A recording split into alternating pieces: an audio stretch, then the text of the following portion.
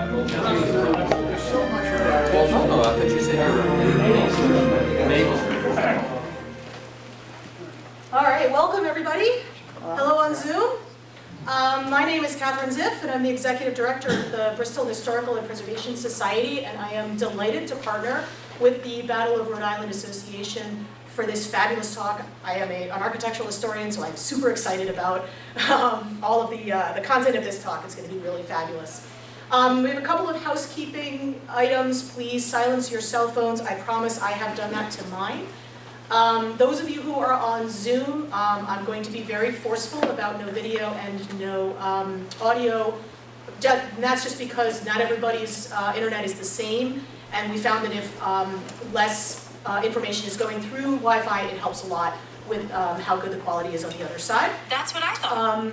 If you have questions on Zoom, please throw them in the chat. We're going to have lots of opportunity for questions, and obviously those in the room, hold them till the end, stick your hands up. And we're going to have a good time. So, have I forgotten anything housekeeping-wise? Seems good. All right. Excellent. So, I am delighted to welcome Dr. John K. Robertson, and I opted for the short bio. The long bio is in his book, and it is fabulous. So, I hate to sell you short right off the bat, but we can all, be just overwhelmed with your fabulous credentials, and I'm so excited about your work. He has, this is the first of 4 books, by the way, that Dr. Robertson has in the works. So John K. Robertson, PhD, is a colonel, retired, from the U.S. Army Corps of Engineers with 23 years of experience of service, and he served on the faculty at West Point. He is co-owner, editor of the RevWar75.com website. He is a fellow and chair of the Endowment Fund Committee of the Company of Military Historians. His research interests include military justice, the militia in the American War for Independence, and Rhode Island in the war. And we are so excited to welcome you to talk about this book today. Thank you, Dr. Robertson. Take it away. Thank you all for having me here. This stupid, if you don't push it every second, it times out. Okay. The book that we're going to talk about today is my second book that was published by the Rhode Island Publication Society and supported by the Heritage Harbor Foundation. The first book is the minutes of the Council of War and the Recess Committee. That was published about 3 years ago. And there's another book that'll be about, I call it the Defenders of Rhode Island, and it's about the troop units from all the states that have served in Rhode Island during the American Revolution. And I think you'll find that one very interesting. Okay, what you're going to see tonight, you're going to be seeing a lot of maps. You're used to seeing maps with north at the top. And in the time of the Revolution, they didn't care. So what we're going to do is we're going to take all the maps and reorient them so they all look with north at the top. That makes comparing different maps easier. And it also means that some labels will be upside down and you find them hard to read. We're going to look at 2 places tonight.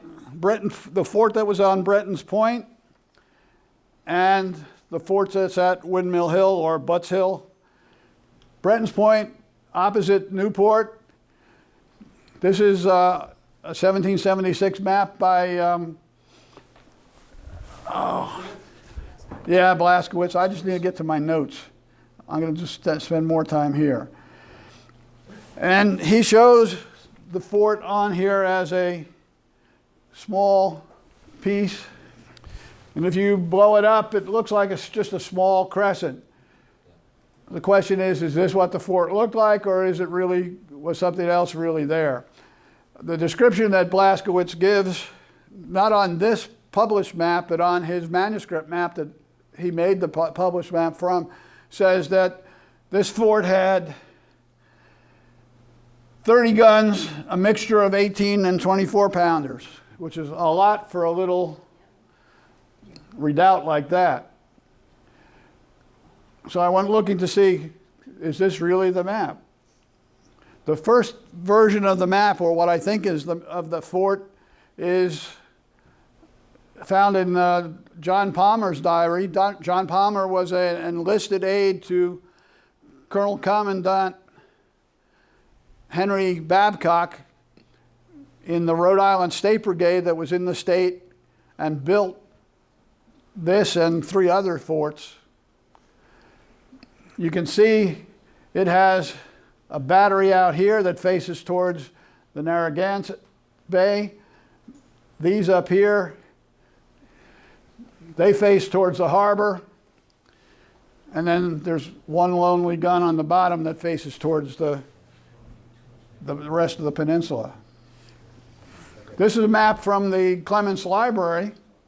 It's a British map made in, well, it has no date. So this map is not, this plan is not dated. It has, but there are a series of plans in the Clements Library. There's this fort. There's one on. I got to look at my notes. Cannot do it. Goat Island, and then they have plans for maps up at the northern end of the island, all right after they got there in December of '76. So while this one's not dated, it fits that they're documenting the forts that were existing in the harbor, and this is their plan. And you'll see, if you compare this with the Palmer map, they're almost exactly the same. Same number of gun ports. The thing that you want to note here, 16 embrasures, but behind the embrasures there's a symbol for the platforms, the wooden platforms on which the guns mounted. So we got more information. There are 2 barracks in here. This copy doesn't show. Over here on, come on. There's something there and something here, and I think from reading the other material that one of those is the magazine for the fort. It may be hard to see, but from here down to here is an indication of a cross section, and we're going to show you the cross section so you can get an idea of what the fort looked like. The inside of the fort is over here. The outside of the fort that facing down the peninsula is over here. And you'll notice that they have pickets in there, or palisades, or you might also have heard them called fraise, F-R-A-I-S-E, long poles to slow the enemy down. The rest of it is pretty standard fort. This is a photo of Redoubt number 9 at Yorktown, and you can see what the phrases look like when they're in there. These are all 3 or 4 inch logs, sharpened. I'm not sure why they're sharpened. I don't know anybody that would jump up there to get impaled, but it certainly would. If you were trying to get from down here in the ditch and work your way up, they certainly would slow you down, and that's their purpose. They're there to keep you from getting into the fort real quickly. So they're close enough together so that a guy like me could never get by, but a skinny guy might. This is looking the other way from the top down.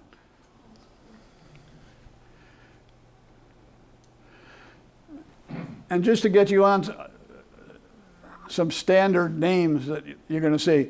The inside of the fort is over here at the parade. The terraplane is the piece of ground on which, if there's a gun, you'd build the platform, the wooden platform for the gun. The place that the men fire from is the banquet. And then they fire down this slope. The mode, of course, is to slow people down. And this picture doesn't show it, but this part over here also slopes. You want to keep anybody that's coming close to you in view. This is a 1777 map, so we put this fort in 1776. We're anxious to see what's happened. from the British records, we know that the British didn't use this fort in 1777 or in 1778 until the French came. When the rumor came that the French were coming, the British rebuilt this and regunned it.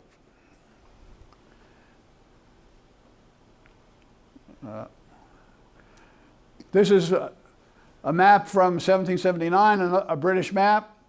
Again, everything looks just like it had, so when the British rebuilt in 1778, they didn't seem to change very much. We do know that they added some embrasures in the back so that they could fire into the harbor in case anybody got into the harbor.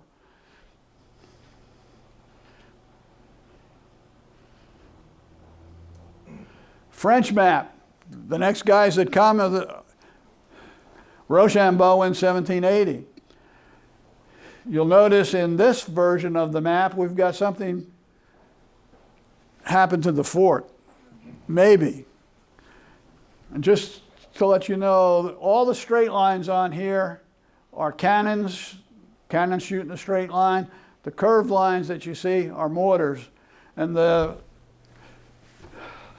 legend for the thing says 12 24-pounders and 4 mortars were in this fort.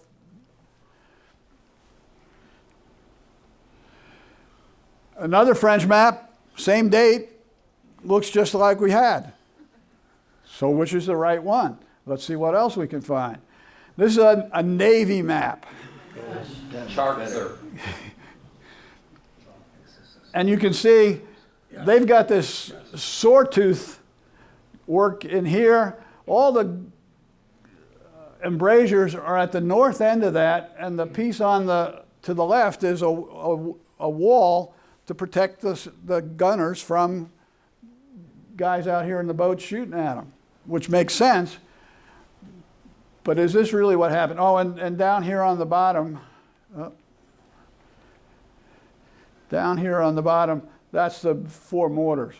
And there are 12 embrasures in there. So it's showing the same 24-pounders in there and the same number of guns, but it's just this ugly. This is an undated plan of the harbor while the French are there. You can see these are the French encampment up on the hill behind the harbor, and it's got our fort, and then there's 2 other little forts that the French built. And that's really what we know about this fort. It was continued to be used by the Americans after the French. French left in July of 1781. They went up to Providence and then marched over to the Hudson River. What happened to it then? The Americans continued to use it, and the latest I can find it being used is July 4th, 1782. In the orders for the celebration, they fired the guns from this fort. Okay, let's talk about Windmill Hill. I know that's not a windmill. Why was it called Windmill Hill? Gloria. If you haven't been to Gloria's website on Portsmouth history, she's got good analysis of the property records and who owned what and why it was called Windmill Hill. There was a Windmill Hill. It was built in 1648, I think. 1668. And eventually it was sold to John Butts. That's how we get Butts Hill. And he bought it in 1725. We don't know if the windmill stayed in use up until the Revolution. The British maps that we have do not show it. There are no American maps for that period, so we just have no idea if it was there. I find nothing where they say they took it down to build the fort. So that's one of the questions we still have. Okay, let's get past that.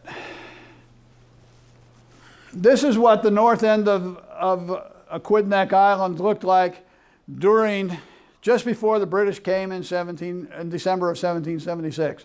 At that point, there were 2 forts that the Americans had built on the island. One was this little star-shaped fort over here by Howland's Ferry, and the other one was a pretty substantial redoubt at Bristol Ferry.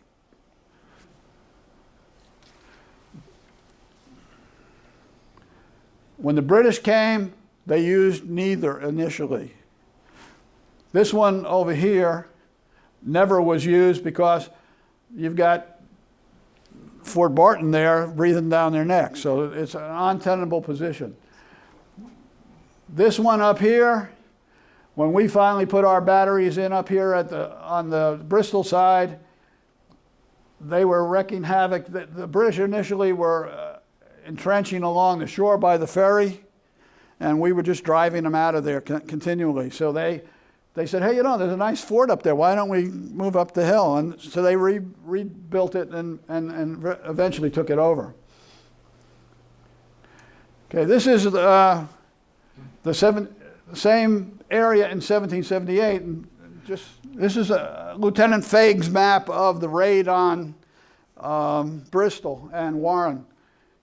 And it's the only map I have for that time period, but it shows all the British forts that they put in. They're now using Bristol Ferry.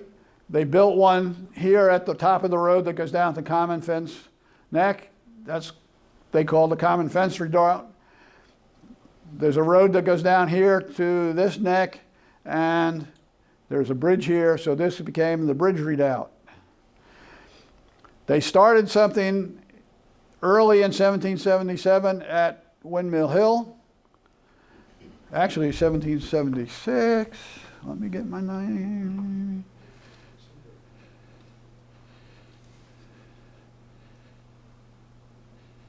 December 8th, 1776, Deputy Governor Bradford wrote the governor and said, the British are entrenching along the shore, and they're about a mile back, which would be Windmill Hill. They're beginning to do something. So that started in December. And our source for most of our information about what the British did was Mackenzie's diary. Mackenzie goes to New York for 6 months in the spring, so we have a gap of real good intelligence of what the British are doing. And then this one is on the map says Burrington Hill Redoubt. It's also called the Artillery Redoubt. That's but what you've got here when the British are defending the north part of the island is a series of interlocking forts. Each one can fire on the other one. So if you're trying to attack any one of them, the forts on either side can rain. So it's very hard to attack. This is the same kind of thing you had at West Point, where you had all the redoubts were interlocking and there was no safety. I bring that up because when we get to the French version of Butts Hill, there's only going to be one fort up there, and the whole style of how you build the fort changes because of that. Okay, this is our friend Blaskowitz, 1776. Shows the battery. Well, the battery is this curved line, and we're not sure what that is. It's not labeled. It's probably the magazine, because everything else after this time has a magazine. The only thing wrong with this is that's Butts Hill. So whoever was feeding Blaskowitz's information on the forts gave him a list of information and stuff, and he put it on his map just before publication, real quick. And there are a lot of errors in that. There are a lot of descriptions of how many guns and what sizes, and they're very wrong on the Blaskowitz map when you compare them with other sources. This is the first British map we have up there. This is well, it's not British, it's really a Hessian. Schiffer was a lieutenant in the Hessian artillery, but he made us this nice map, and this is June, so we have to go back and explain. In the winter, from November until June, the British went into quarters. In the spring, usually the end of May, beginning of June, they came out and camped in tents for health reasons. So this is the encampment that came here in May. We've got 2 Hessian regiments up here, 3 English regiments. One of those, the middle one, the 22nd, moves out. We know the date of that, so we can date this map pretty accurately as to when it occurred. And then the other little piece there, that's the artillery park for the north. The British and the Americans both operated on a system that used an artillery park. You had all the guns together in one place with crews, and when somebody attacked somewhere and you needed a gun, you asked for it, and they'd send a team out instead of having guns placed in places that never got attacked. So that's the purpose of the artillery up there. No date on this one, but we know that the Merlins, now let me jump ahead here. You ready? A Merlin is this high piece on either side of an embrasure. It allows the gun to shoot through, keeps the walls up high, the parapet up high so it protects the crew, but it also restricts how that gun can be aimed. It's limited by the angle on the opening. When this was first built, they had 6 guns up here, but when boats were coming in through Bristol Ferry opening, Taunton River, is that what they call that? They couldn't follow the boat with the gun because they kept hitting the sides of the embrasures. And they decided, no one's going to attack us. They can't get on the land and get up to us because we got all those other forts out there. So let's get rid of the Merlins. And one of the versions we're going to see in a minute, you'll see they were done away with. Also note the change from the earlier map in 1707 to this one. We now have another compound here. That's a redoubt, and there are 2 wooden pads in here for howitzers. So we'll go into howitzers in a minute. All around this fort,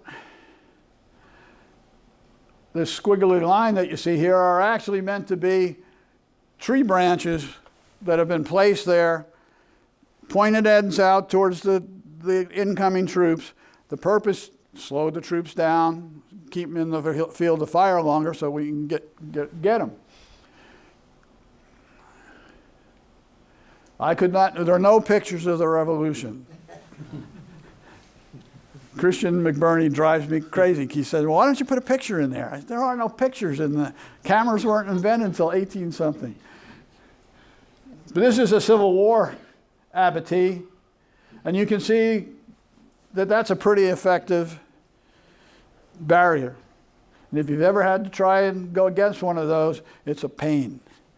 The way you breach that and get through to the works, that's the ditch, and the guns and stuff, I cut them off when I did this. So the way you breach this is you use grappling hooks. You take a small anchor or something and a rope, and you throw it in there, grab it, and you try and pull it out, because what do you want to do? You want to get through fast. So you clear gaps in the line so you can get in. That's how you work against abattis. We're ready to talk about guns. 3 kinds of artillery. Mortars, high angle, and what that is for is to drop in behind the defenses and kill the troops or wound them. They fire shells. Shells is a hollow metal sphere with a fuse on it, and the fuses are timed so that it blows up when it gets there. Guns are low trajectory. They shoot ball, solid cast iron balls, or they can shoot what's called canister, which is a metal box filled with little balls, or grape shot, which is a bunch of little balls that are held together in a canvas bag, and the bag bursts in the air, so you get all these little things flying out. So anti-personnel, it's also the big heavy balls are trying to work on penetrating this fortress to break it down. And it should be obvious that how big the parapet, how thick the parapet is a function of what kind of guns you think are going to come against you. A musket will shoot about 1 foot 6 inches into a parapet, into a dirt wall. Some cannons with a heavy shell will go 10 or more feet. So depends on what your enemy's got. We talked a little about the Merlins here. When you take the Merlins away, then you're firing what's called a French term en bombette. You're shooting the gun over the wall, but you've lost all your protection. If your fort is inland, like Butts Hill, this is a good arrangement. Gives you can aim a gun anywhere and not have to worry. Now, when the French come and build, they're not going to have all those other little forts out there, so I would suspect, but we don't see it on their maps, that the French are going to go back to this kind of a system. You notice two different kinds of carriages for the guns. This is a field carriage. You take the gun anywhere if you have enough men to pull it, or a horse or oxen. These are garrison carriages, or very similar to ship's carriages. They're meant to work on this wooden platform. This is the end of 1777. The map itself, the plan itself is undated, and you can see where I've had to turn it to get it right angle. But we now have two compounds up here next to each other. The old battery of 6 guns, the magazine. We now have a redoubt around something. At some point, that changes from being howitzers to they finally build a barracks up in there. And then later, they decide that they need barracks for all the men that are at the north end for the winter. So they build this barracks down here. This one is built for 300 officers and men. And December 1st, Mackenzie reports 254 officers and men housed in the barracks, and another 45 over here. And you'll notice no embrasures. So this is how everybody says, well, what was the plan? There was no plan. They did what they needed at the time, and the thing grew.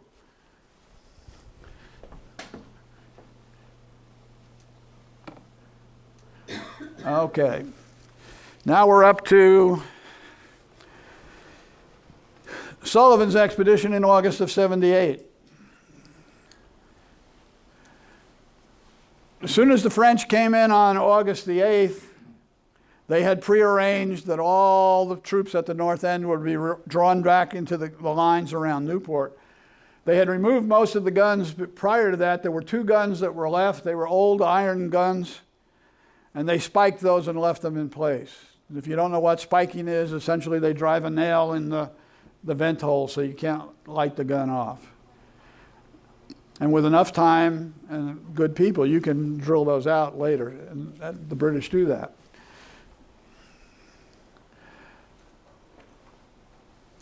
After the 8th, when vamoosed out of the north end, General Sullivan used the fort as his headquarters until they got rid of the rain and they were able to move south towards Newport. So he was only there 6 days. During those 6 days, they needed to make some changes in those forts. I'm going to mess with you again. Get on.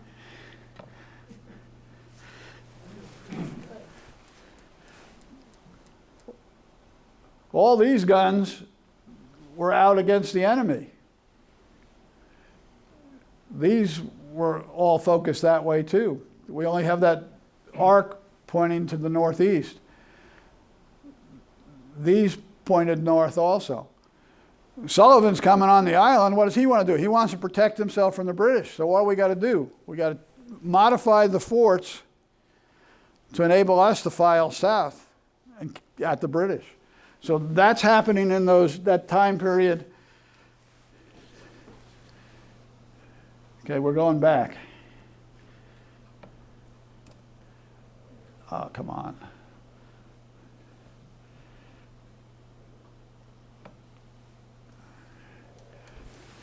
During this period where Sullivan was there, he had a lot of modifications to the forts.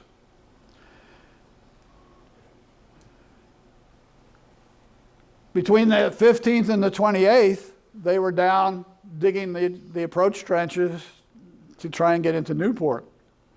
When they realized the French weren't coming back, they made plans to retreat. So the troops used it from the 28th to the 30th, but Sullivan sent people back on the 25th to build up those forts again, so that because he expected the British to follow. Once the Americans got over to Tiverton, the British reoccupied the positions. And there are Mackenzie comments in his diary, I was so glad that we didn't rip those things down and have to rebuild them. We saved ourselves a lot of work. Okay, so now,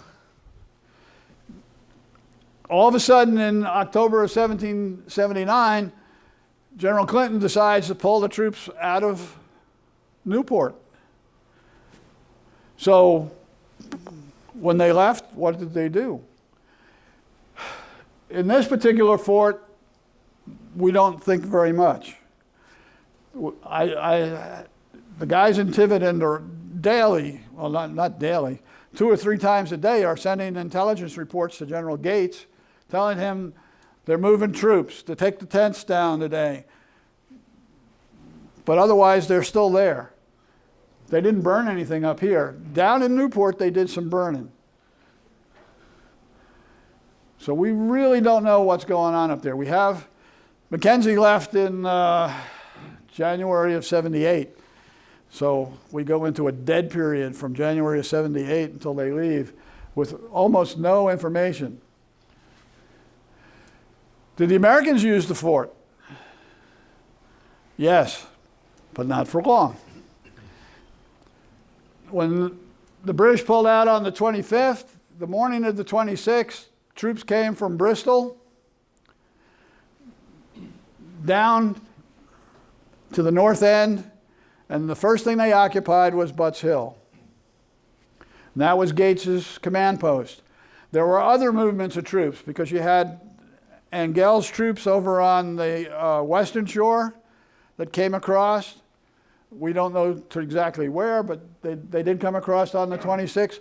And you have some that are in Tiverton that came across, but we don't have those orders. So we're a little bit in the dark on that too. But Gates used it, probably for that day, and then he moved down, because the orders that night start in Newport. And after that, nothing happens until the French come in 1780. So there's a year and a half where we don't think, I don't know if you guys believe me or not, but I don't think that they it was used at all because it didn't fit in with our scheme. We were worried about protecting Newport from an invasion. The inland stuff didn't matter anymore. Rochambeau decided to change the fort, to rebuild it. He didn't like it. He wanted it he was concerned because they were on an island about keeping the communications. So that means Bristol Ferry and Howland's Ferry open. And he was also concerned about the security of his stores and ammunition and stuff. So the big change here is we go to one fort, not the two that the British ended up with. Remember, the British, we had a compound around the barracks, and there was another one for the battery. The French changed it into one. And note this version's direction for this one is almost north-south, the barracks. Oh, I'll show you it in a second. Who built it? We have very good records. We have 2 early books from the Massachusetts troops that did the work. 4 regiments of militia that were here at General Heath's command. And they started building at Butts Hill on the 8th of August. The man in charge was a Colonel John Jacobs for most of the time. He and General Heath had a little run-in, then Colonel Ebenezer Thayer got put in command for a couple of weeks till that was settled. Their time that they enlisted for ran out at the end of October. So we're talking from the 8th of August to the end of October, most of the work on the fort occurred. We'll talk about after that period later. We know that there were some French masons involved.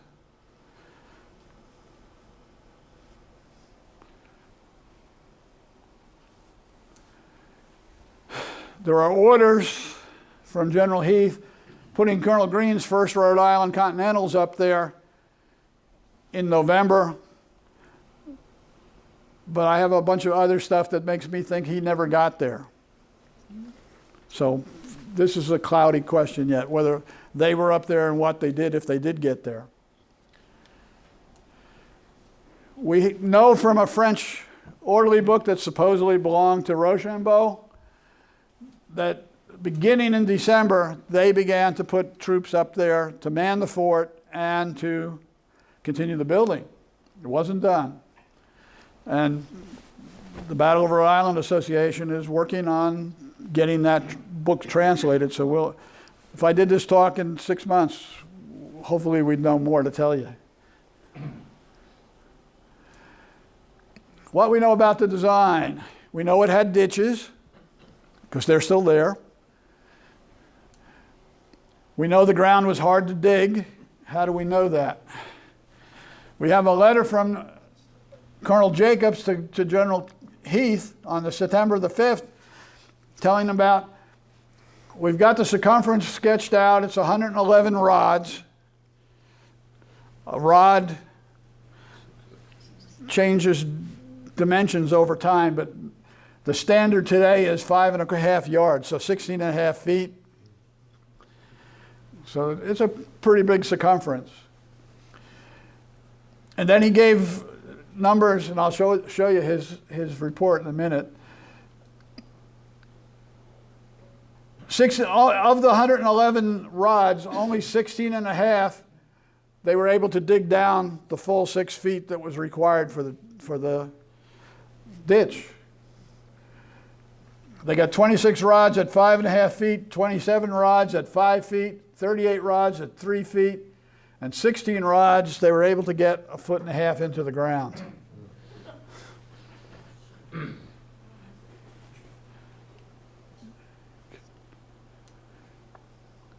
We also know that General Heath ordered the quartermaster to procure 3,600 palisades. And he gives dimensions. They got to be 10 feet long, and between 3 and 5 or 6 inches, I think, in diameter. Most of us think Wild West, Palisades, we're going to put a stockade up.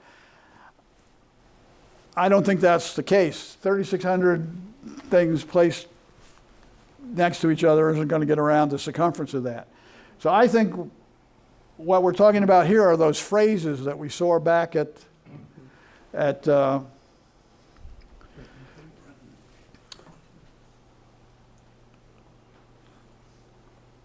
Breton Point.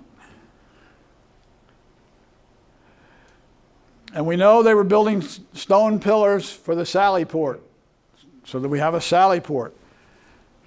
And it was local stone that was being hauled up. We don't know from where.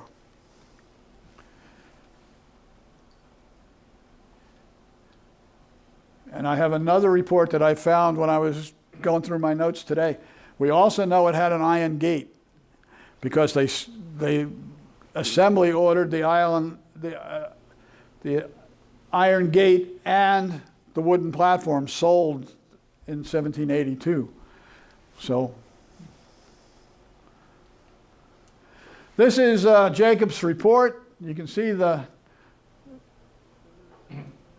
numbers.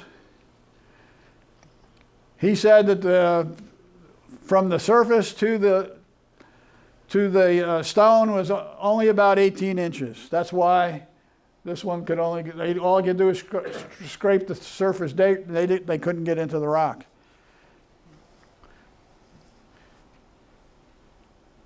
Come on. Okay. This is a late autumn, early winter of 1780. This was mailed in February of 1781 to France. This is a Berthier Brothers map, and it's got a lot of information. Notice we've got a barracks going the other way now. The last French map I showed you, it was running up and down. Still in the right part of the place. We don't know if this is that original British battery and they're not using it. I believe these 3 batteries are left over from that encampment we saw in 1777 on the Schiffer map. The nice part about this map is Berthier Brothers were classically trained in map making, and there's a standard for colors. Black is used for earthenworks. So we know that all the outsides of the fort are to be earthenworks. Red indicates stone or masonry, which is a problem because there are no big piles of stones and masonry up there. So the locals must have stole it if it really was made out of. I think up until now we have pretty well thought that that was just another wood frame building. But this map is saying it was projected or was stone or masonry. And the gumdrop yellow is used to indicate proposed work. So at the time they sent this map, now remember, our guys from Massachusetts left in October. The French started building in December and February and all the way until they leave in June. So it was incomplete. And he's showing the status when he made the map that it's projected works.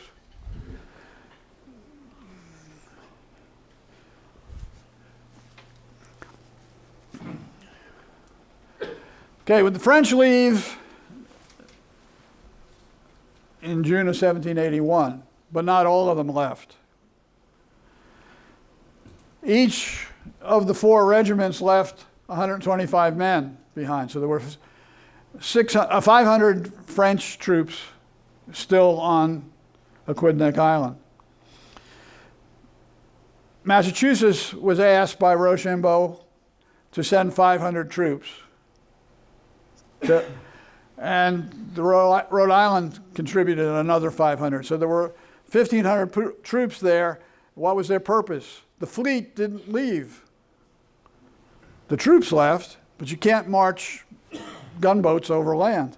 So they stayed here to wait orders. They finally left in middle of August, but the troops stayed. So was the fort used? Yes.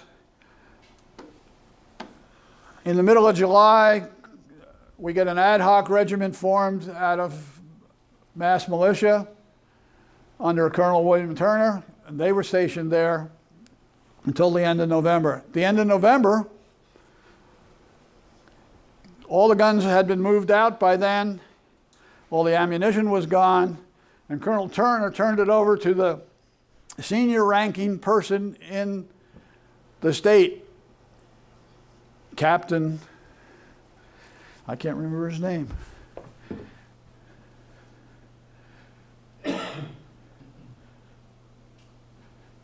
It'll come to me. But there was a captain down in Newport. He only had 100 men or so. He could not man North Battery and Brenton's Point and up here. So the state made the decision to close this down. Guns were removed. They were sent over to Tiverton and to North Battery. Ammunition was put up into the Providence Arsenal. Not all the guns went. Apparently our credit wasn't very good at that point in time. And the locals wouldn't haul the guns for them. So it took a while until things improved. In 1782, they finally got the last 3 or 4 guns moved out and up to Providence. As you know, the outline of the fort is still there. This is a map from 1819. Looks kind of like what we saw in the other maps, but that's really all we know about the fort. So the Battle of Rhode Island people who have got the committee to rebuild the fort are trying to put all these pieces together to come up with what the fort looked like. The goal is to match that 1781 map as best we can, but there are things we don't know. Let me go back to that again. There's no embrasures. How are they going to defend it? There are none of those outlying forts anymore. So obviously people could land at Howland's Ferry, come up. They could land from Bristol and come up. We need some protection. And I think that's where those palisades that Heath ordered come in. Because I think that's what the object is that we're going to put on the likely avenues of approach, we're going to put the phrases in. And 3,600, I haven't worked out the math yet, but that's probably a reasonable number to do the most obvious sides. So that's where we are. I guess we're ready for questions. I have a question. Okay. How did they feed 500 men a day? It's obvious they had a problem with that too. Our credit wasn't good. There are times when they had no food. But the quartermaster, and they had contractors, and it came through the system. But it was tight. Because most of the food that came into Rhode Island at that time was coming from Connecticut. So you're having to transport everything from Connecticut and then down to the island and then up the island to these people. So it's these guys are sitting at the end of the strip, but they're always complaining about food. They're not getting their full ration. And it's very typical in 1781, 82 to cut the rations of the troops to get by and not let them go away. The biggest complaint the troops had was they couldn't get fuel. They did their own cooking. If you don't have wood, how do So now you got trouble with people breaking down houses or sheds or trees in the backyard. So you've got a real, so the lack of wood is a morale and a discipline problem. Does that answer your question? Thank you. Yes, ma'am. Just a quick question from Robert on Zoom. Could you say what the yellow is again? The yellow is the symbol that they use for projected works. Got it, thank you. Yes, sir. You probably know, but one of the reasons for the soil problem in Fort Butts is the fact that there was a coal mine underneath there in the early 19th century. And the base of the fort itself now is a lot of slate. It was an unsuccessful coal mine, but it was there for about 15 years. There were 3 different coal mines in that area. The one was right directly under the fort. I knew there was coal on the north end of the island, but I thought it was much deeper and over closer to the west shore. Yeah, in that area, Yeah. yes. Those were the successful ones. And they were there for most of a century. The one that came in from the East Main Road, there's a gas station there now. The gas station lost part of its property because it collapsed into the mine shaft, but that one wasn't very successful. Okay. And Portsmouth coal generally was questionable. It was anthracite, it burned too hot. They couldn't use it in home furnaces. Okay. It was used for industrial purposes. I've looked at the geological map of Rhode Island, and the same symbol is up at Butts Hill as is at Tomany Hill in that same hard shale. Yeah, it's tough soil, although a lot Yes, of the ma'am. soil was removed over the years because people put a baseball field in there. I have a question about the Iron Gate, and would the Iron Gate be where the Sally Port would have been? The only thing we know about it is that the assembly ordered it sold. Sell the Iron Gate at auction. And we have no idea of whether it was a Sallyport gate or some other gate. An Iron Gate went up for auction, but I can't find the auction notice in any of the newspapers. So I'm not sure how that happened. Yes, sir. Yeah, could you describe for everybody what a Sally port is? Because there's some confusion. You're being an engineer.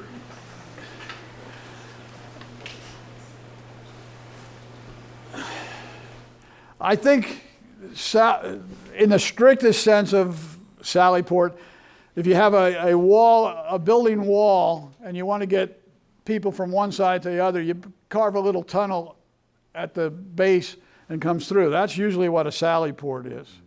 At West Point, all the barracks had Sallyports, and the troops came marching out for parade.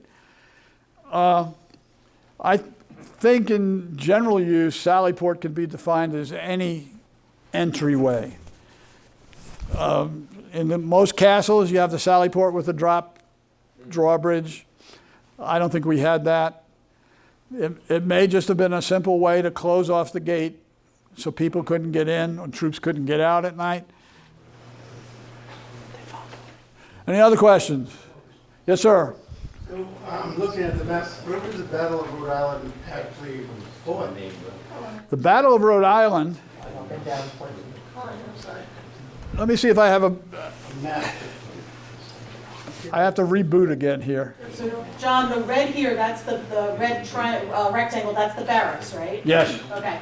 And just a request from Zoom, if you could repeat the question.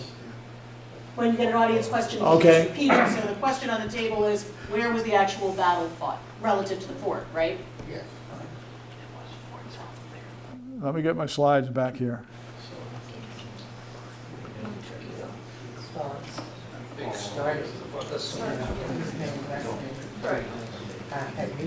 Now, I'm not an authority on battles. Buildings I'll take, and forts I'll take on, but to my knowledge is most of the battle was down between Quaker Hill, Butts Hill, what's the other hill? Turkey Hill. It's in this valley in between those 3 hills is where the most of it is. The monument now that's on the highway is somewhere down in that valley. That good enough? Yeah. Another question over in there. Yes, ma'am. So, on the map that you have, you have I haven't been to Butts Hill recently, so is the outline still there of the fort, and is the other readout that they didn't use, is that still there? Okay, let me go back to that picture. The question is, does it still look like this today? And if I understand your question, you wanted to know if we see that today? As best I know, no. But I haven't, that's private property. Robertson doesn't go on private property unless invited. So I have not been there. The Battlefield Association has been clearing for the last couple of weeks, or the last month or two. And as part of that, they did some drone work. And there's a good drone flyover of the area. I studied that, slowed it down, inched through it. I do not see that there. But if we go on the ground, we may see it. We're going up on Saturday and walk it with, so we may know something more after Saturday. Yeah, has any LiDAR been done? Yes, Yep. and it looks just like that. It does. It looks exactly like that. So the LiDAR is showing the, Not that? Not that thing, but that shape. The LiDAR looks very much like it. Cool. another question. Yes, sir. The water tower that exists, where is that in relationship?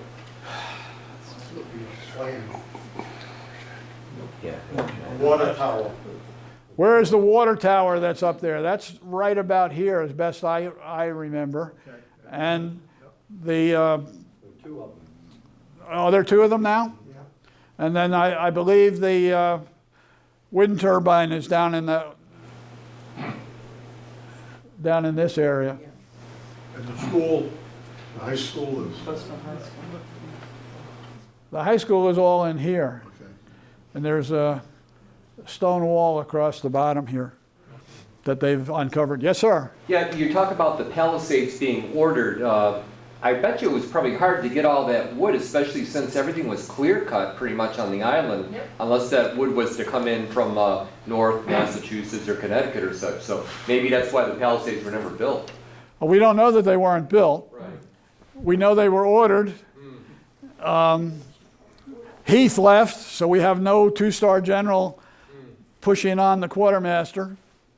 I know that Colonel Green, who took over responsibility for the American troops after Heath left, I have one piece of paper where he mentions that they're still working on getting them. So it's all probability they never came. Because by the time they would have come, the people to put them in would have been gone. So, Right. And just one other thing I wanted to offer about the gates. I gave a talk a couple of months ago to the National Association of Federal Retired Employees in Portsmouth. And at the end of this talk, I was talking about Fort Butts, this gentleman comes up to me, and I didn't get his name. He says to me, "I know where the gates are." And I didn't have the president's mind. I had so many people ask me questions. He and his wife said, "I know where the gates are." I said, "Well, where?" He said, we had a talk in Newport, and this historian told us with surety that it's the old Firestone estate, Powell and Powers in Annandale, the old Firestone estate, that the gates were over there somewhere. So that's now seeing you're saying they're in Newport, right. I would say that we need to be careful now because the lines around Newport were closed every night by big wooden gates. And those were sold at auction. Again, I could never find the auction. Right. So we don't know. But there are, So They again, if I could ever be see those. this gentleman again, I'm going to ask him more to get more information from well, him. you need to find that guy. He's Yeah, I got to find important. that guy. A iron Any other questions? cast riveted. Yes, sir. Currently, you show the Sally Port coming out on this particular map, and it goes over to what we would call 138, which is the main. East Road. Now, the current gate to the fort comes up Battery Lane, which comes off. So here. was that a WPA gate opening that was done at that time? And is the Sally Port still buried archaeologically? On the ride down here tonight, I heard the first explanation of why that opening is where it is now. And apparently the farmers up in that area cleared that out to get into there. Right, And so it was not WPA. okay, but it's pretty shallow ditch work at that particular point, which is hard rock at that point. Again, it depends on what the hardness, we don't know that they ever got all the ditches to 6 foot. So the current gate that goes in is not where the Sallyport gate was going in it. As best I know, the current gate comes in up in here Right, somewhere. that's what I would think, and then the Sallyport gate was below. Okay. Yes, sir. Well, just checking to see if they have any more questions. Not on Zoom, no, we're all set on Zoom. Okay, well, that's it. Thank you very much. If anybody's interested in a book, there are some for sale. And anybody who, I see a lot of people carrying them around. If you want it signed, I'll be happy to sign it. So again, I just want to say my name is Dr. Murray Norcross. I'm the director for grants for the Battle of Rhode Island Association. And John, we have a small presento for you. We have a Battle of Rhode Island hat, Wow. which is really cool. And we also have one of our 2-inch brass coins here, the Battle of Rhode Island coin, with the Butts Hill Restore, Protect on the backside. I saw those on the website the other day. Right, these coins are available for sale out here if people would like, and again, proceeds are going to help us restore the fort. So thank you very much. As a challenge coin, as one officer to other, thank you very, very much. Thank you. And